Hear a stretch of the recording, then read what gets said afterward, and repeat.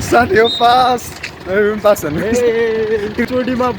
बल्ल बल्ल निक्ल्यो हो हामी दुइटै तिनचोटिमा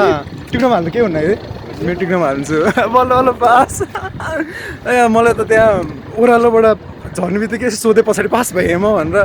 पास भन्नुभयो एकछिन त रुनै आँटा थिएँ कि अब यस्तो टेन्सन भएको थियो लास्टमा यस्तो दुःख गरेर पास भयो है यस्तो ल्याङ भयो मलाई झन् नागरिकता बिर्सिएर घरमै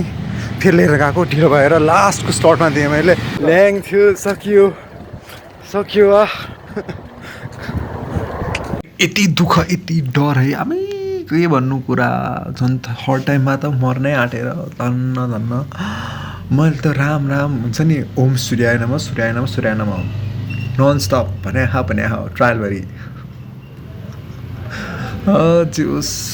एट लास्ट गाइज पास गरेँ मैले अब मलाई कमेन्टको टिकटकभरि हुन्छ नि सोधिरहेको थिएँ कि पास भएँ गाइज म पास भएँ अनि thank you all for supporting अनि आई पास्ड हातमा बाई